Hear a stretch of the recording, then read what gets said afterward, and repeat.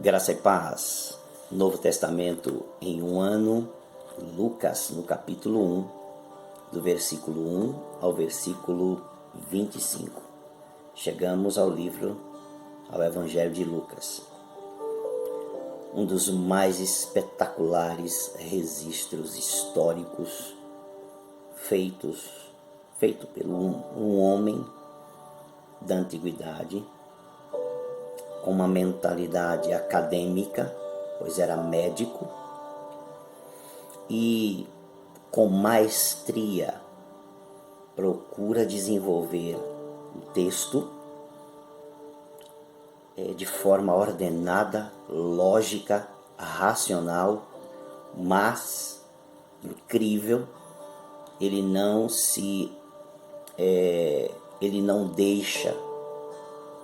não abre mão também de descrever eventos sobrenaturais e espirituais com a mesma racionalidade, com a mesma lógica, banhada de uma profunda espiritualidade.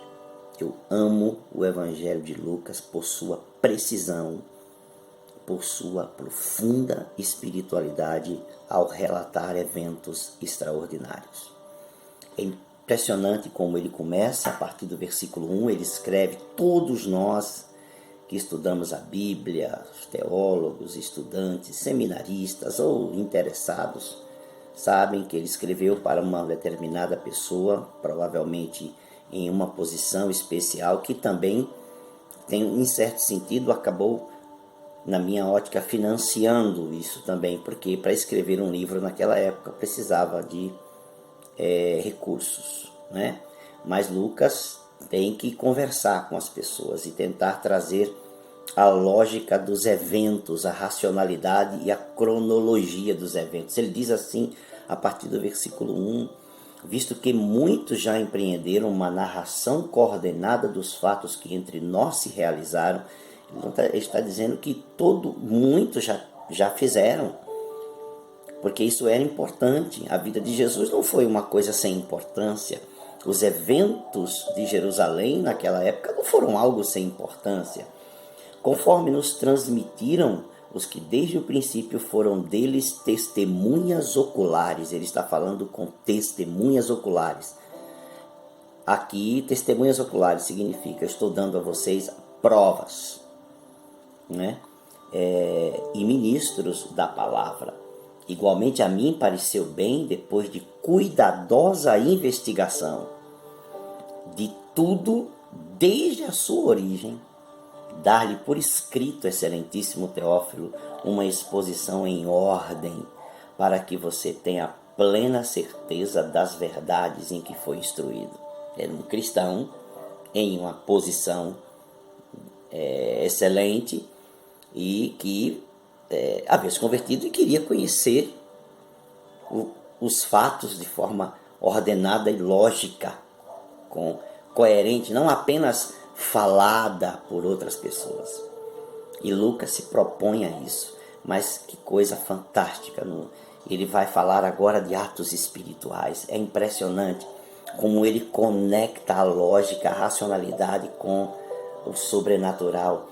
Ele diz, por exemplo, no versículo 5, nos dias de Herodes, ele vai misturando para dar provas de que elementos históricos, elementos espirituais e sobrenaturais estão sobrepostos ou acontecendo ao mesmo tempo em que atos históricos estão se desenrolando, porque é assim que Deus age na história, né? Nos dias de Herodes, rei da Judéia, houve um sacerdote chamado Zacarias, no turno de Abias. A mulher dele era das filhas de Arão, que se chamava Isabel. Então ele vai dando registros históricos. Ambos eram justos diante de Deus, vivendo de forma irrepreensível em todos os preceitos e mandamentos do Senhor. Eles não tinham filhos. Olha como a história é limpa e cristalina. Eles não tinham filhos, porque Isabel era estéril, os dois já tinham idade avançada. E aconteceu o quê? Olha, o elemento sobrenatural entra aqui. E aconteceu o quê? Enquanto Zacarias exercia o sacerdócio diante de Deus na ordem de seu turno, coube-lhe por sorteio que coube-lhe por sorteio, segundo o costume sacerdotal, entrar no santuário do Senhor para queimar o incenso. Durante este tempo, toda a multidão do povo permanecia na parte de fora orando, e eis que apareceu a Zacarias um anjo do Senhor em pé à direita do altar de incenso. Olha como ele mescla com maestria os eventos naturais, históricos, com os espirituais e sobrenaturais. O anjo, porém, lhe disse: não tenha medo, Zacarias, porque a sua oração foi ouvida. Isabel, sua esposa, dará à luz um filho, a quem você dará o nome de João. E você ficará alegre e feliz, e muitos ficarão contentes com o nascimento dele, pois ele será grande diante do Senhor, não beberá vinho nem bebida forte, nazireu, né?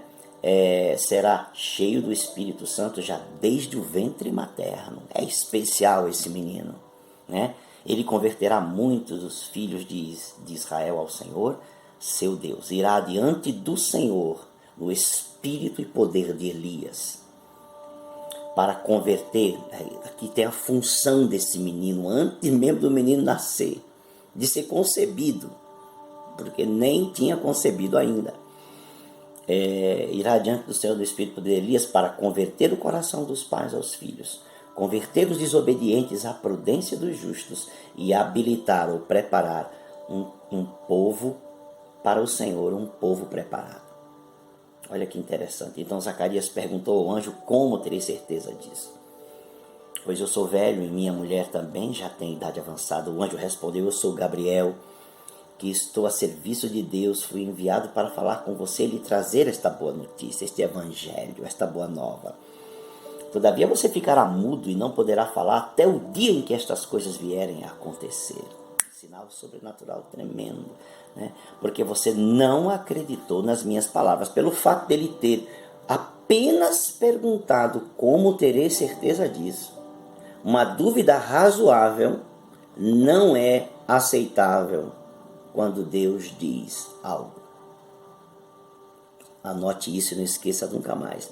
Uma dúvida razoável não é aceitável quando a palavra de Deus foi liberada. Você vai ficar mudo e não poderá falar até o dia em que estas coisas vierem a acontecer, porque você não acreditou nas minhas palavras, aos quais no devido tempo se cumprirão. Vamos parar por aqui. Repito, que coisa extraordinária o Evangelho de Lucas. Mas olha que momento especial, olha que revelação profunda está diante de nós. Uma dúvida razoável. Ele apenas quis saber como ele teria certeza. Qualquer um de nós faria a mesma pergunta. Qualquer pessoa faria a mesma pergunta. Como eu vou saber que foi o Senhor que falou comigo? Uma dúvida razoável não é aceitável quando Deus libera uma palavra. E o que acontece? Ele recebeu misericórdia para provar que a palavra tinha sido liberada por Deus. Ele ficaria mudo, ele não poderia mais falar a partir daquele momento, mesmo que quisesse, até o dia que cumprisse isso, ou seja, que o menino nascesse, para que ele desse um nome que nem fazia parte da geração dele, João. Para mim isso é espetacular. Deus abençoe sua vida.